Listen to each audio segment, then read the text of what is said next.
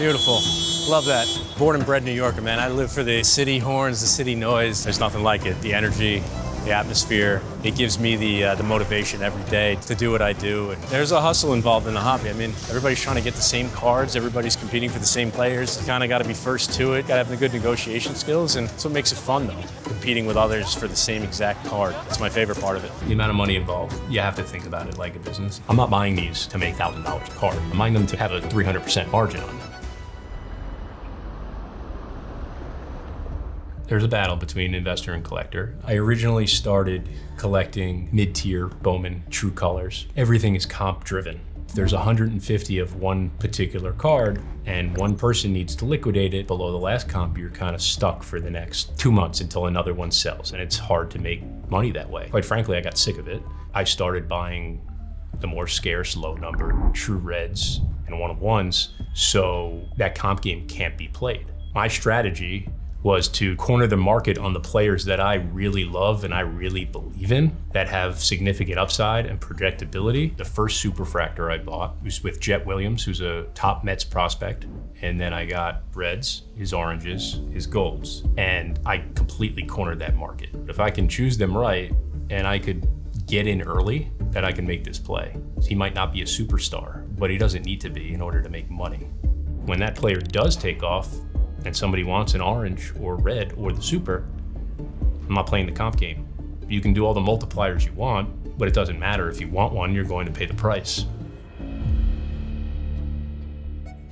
I do feel a step ahead of everybody in the Bowman world. I'm not doing anything special other than using my resources, other resources around me. You know, a lot of people will say, if I had that kind of money, I'd have that collection too. You know what my answer is? I guarantee that you wouldn't, especially the people that are saying that. There's no way. You still have to pick the right guys and buy the right cards at the right prices. Otherwise, you're gonna get your ass handed to you. When I got back into the hobby, my first purchase was a card for $3,900 on Golden Auctions, and I later sold that card for $175. So I learned the hard way at the beginning. But if I hadn't made the mistakes that I made, and it wouldn't have forced me to really dive in and learn the Bowman world and what holds value. If you're gonna buy Bowman, you need to stay on top of the game. Like, I watch these minor league games every night, so you start seeing the underlying statistics, and I can apply that to where I see the card market going. And relationships. In any hobby, any business, it's all about relationships. I have a few trusted people that are scouts that are connected to the game, current players and former players. I can't help but think, I'm like, what is my buddy, like, what is Mike Trout up to? You know, like, what is he doing? Yo, what's up, kid? Currency got me into Bowman a lot. You know, when you pull a big card, I mean, it's just like, there's no better feeling of, you know, chasing a super. You and I first met, we actually did a deal together, and I came out to LA, and you took me for every penny I was worth. Waking up on a Wednesday morning and realizing that Caminero went 3 for 4 with a game-winning 2-run homer, and you have his 3 biggest cards. What better way to start your day than that?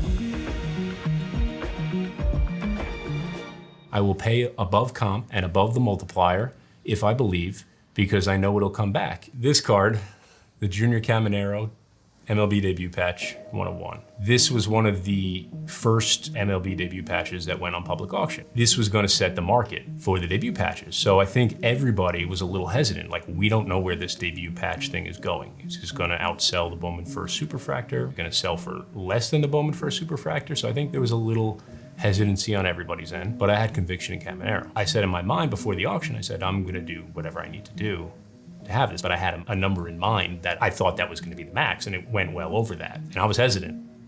And I pressed bid one more time, and thank God that was the end, but I was hesitant to buy this one. And it was one of the better decisions I've made since I started.